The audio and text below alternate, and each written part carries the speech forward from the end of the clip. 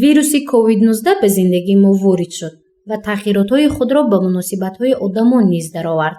اول ترس و هراس بود، بعد عادت کردیم. اکنون آدمان با رعایت قاعده‌های بهداشت اجتماعی، گیگینی و سانیتری با این ویروس مبارزه می‌برند. آدمان به فعالیت مقرری برگشته ایستادند. در مؤسسه‌های مکتبی و تا مکتبی باز شد. هر خواننده امروز در مکتب با نقاب طبی و مایع آنتیسپتیکی می‌آید. برایشان هر لحظه از آن استفاده کردن عادت شد. اما پاندمی کووید 19 به حالت روانی همه تاثیر خود را گذاشت. مخصوص از طرف همشیره طبی مؤسسه یگان خواننده با تبی بلند به قید گرفته نشده است. لیکن در حالت پیدا گردیدن تب یا اینکه دردی گلو شدن خود والدین آمده مؤسسه را آگاه می نمایند که فرزندشان امروز تب دارد، آنها به دکتر مراجعت میکنند. از همین سبب هم به مؤسسه امروز نآمدند. یا از طرف راهبران سین در حالت نآمدن خوانندگان طریق تلفن مشورت کرده میشه و حالتهای نآمدن آنها پرسیده قید کرده میشه.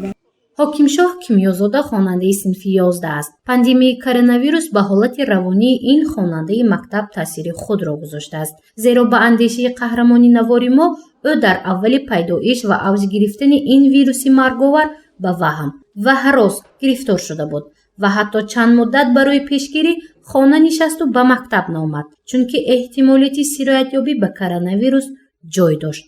در اینجا من حس کردم که چند نفر انسان‌ها از این بیماری به هلاکت هستند و در دل من از کمی از این به خود در دل من ترس فرا گرفت. امروز در این مکتب با حکیم شاه و با همسبقانش آموزگار روانشناس کار میکند. حالت روانی این گروه خوانندگان را دوام هفته یک مرتبه طریق تست های پسیخولوژی میسنجند. شماره عمومی خوانندگان این مکتب 1376 نفر است. شهلا نوریدین و روانشناس گیمنازیای رقم 2 شهر بوستون است. او از روی تحلیل روانشناسی به خوانندگان گذرانده‌اش به خلاصه آمده است که حالت روانی چندی از خوانندگان خوب نیست، اما در مجموع وضع روانی قسمت زیادی خوانندگان خوب می باشد. مثال خواننده تب کرد، همسینفش اول هراس میکنند، میترسه، به وهم میآید. ما با وی صحبت کرده فهمانده میدیم که اگر همون مسافه گفتگی، آنتیسپتیک استفاده بر، ماسک استفاده برید، از این حالت برآمدن آسان است. از همانها استفاده بردن با خوانندگان فهماندن در کار که به هر خیل وهم داده نشوند. این کسی یک نمود وی بیماری است که گذرانده است و از همین استفاده بردن و با خوانندگان صحبت گذراندن. از روی تحلیل کارشناسان وضع روانی طالب علمان در مؤسسه‌های مکتبی و تا مکتبی چندان وخیم نیست، چون که علاقه مردم با موجودیت کرونا ویروس مراسا کردند و راه‌های پیشگیری از آن را می‌دانند. روانشناس دیگر شهرت ابراهیموف عقیده دارد که مردم پاندمی را قبول کردند و از این ویروس جای گریز نیست. تنها باید قاعده‌های سانیتری و اپیدمیولوژی رعایت شود. Сета стадий мегзоран любой касал. Сета стадий. Якумаш стадий паника, тарс. Гузаштим. Дуюмаш стадий привыкания. Мы одат кадим. Саимаш стадий уже хушхоли. Мы медоним ки айн рои гурез нест. Мы ором шудим. Мы ба худому қабул кадим ки коронавирус как обычный грипп, как обычный насморк. Агар мы худому дуруст накуним, мы адига касалам мебурим. Диламон бесқонат, جگر به یک کار میشد، گرده و سنگ پیدا میشد. اگر ما احتیاط کنیم کرونا هم میچینیم ما. همش همین معنی خودی آدم با. اگر شعوران همون قبول کند که این هست، این راهی گریز نیست، لیکن این مایی هیچ کار نمیکنه. ما اینکه زندگی میکنیم. قاعده обычный قاعده простой، قاعده عادیه رعایت کردن دکار. دست تازه داشتن دکار. آیادری سال دورتر شدن دکار. وقتی عکس زدوز گنانده روز کدان دکو تمام. حالت روانی کودکان در مؤسسه‌های تا مکتبی هنگام پاندمی چگونه است؟ با این مقصد به کودکستان افسانه رقم 4 شهر بوستون آمدیم. هنگام وارد شدن همشیره طبی این مؤسسه اول با سنجش حرارت بدن و پوشیدن آنتیسپتیک ما را قبول کردند. کودکان در صحنه کودکستان بازی و برخی آنها مشغول آموزشی مشغولیت‌ها بودند.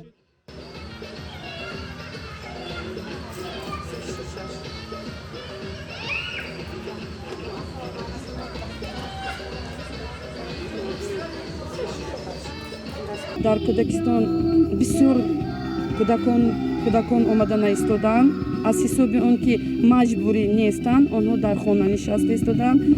ҳамин рӯз барои баваи кӯдакистон 85 нафар кӯдакон омадагӣ ҳамашон ҳарорати баданашонро санҷида истода дар дафтаре ки ҳаст қайд карда қабул мекунем. то баъди дарсоне ки мегузаранд дар гурӯҳ боз як бор дигар ҳарорати баданашонро санҷида ба кӯча барои бозӣ кардан мебароянд. азбаски пандемияи коронавирус ҳанӯз ҳам боиси ташвиш мебошад, бештари модарон фарзандони худро барои рафтан ба кӯдакистон иҷозат намедиҳанд. аз ин рӯ шумораи тарбиятгирандагон дар муассисаҳо кам ба назар мерасад. кормандони соҳаи тиб ин ҳолатро хуб арзёбӣ мекунанд, зеро масофаи иҷтимоӣ байни онҳо пурра риоя мешавад. ҳолати равонии тарбиятгирандагон низ аз ҳисоби истироҳати тӯлонӣ нисбатан қаноатбахш аст.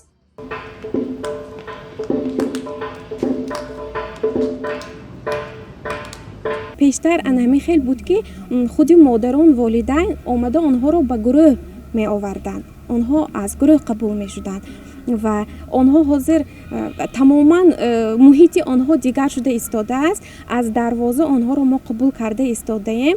бо вуҷуди анаҳамин кӯдакони хурдсол тарсу ваҳм карда инҷиқӣ карда гиря карда омада истодаанд ва мо ҳамроҳи мураббиён бо онҳо дар вақти анамихи машғулиятҳо, дар вақти бозиҳо корбарӣ карда истодаем. ҳангоми ба инҷо ворид шудани тарбиятгирандагон онҳоро ҳамшираи тиб бо ҳароратсанҷ истиқбол мекунад. аз ин ҳолат кӯдакон каме ба изтироб ва ҳарос меоянд. то одат кардан ба ин вазъият ҳар кӯдак зери назорати равоншиноси ин муассисаи томактабӣ меистад. ҳоло вазъи равонии чанде аз тарбиятгирандагони кӯдакистони афсона дубора барқарор шудааст. қабули кӯдакон дар ин муассиса аз санаи 17 август оғоз ёфтааст. дар кӯдакистон ҳам сармураббия дорем, ҳам педагог-психолог дорем. Педагог-психолог оид ба ҳолати равонии ҳар як кӯдак ва дар ҳамин пандемияи умумиҷаҳоние ки дар бар гирифтааст тамоми ҷаҳонро, оид ба чӣ тавр кӯдаконро дуруст қабул намуданд, чӣ тавр онҳоро ба боз аз сари нав ба кӯдакистон мутобиқ намуданд, тамоми дастурҳоро дода истодаем, маслиҳатҳо, дастурҳоро дода истодаем. қаҳрамони навори мо ҳакимшоҳ кимиёзода барои дур кардани фикру ақидаҳои манфӣ ва ваҳму воҳима аз болои худ кор кард. ҳоло бо иродаи қавӣ мегӯяд ки оянда хуб мешавад ва коронавирус аз ҳаёти одамон дур мегардад.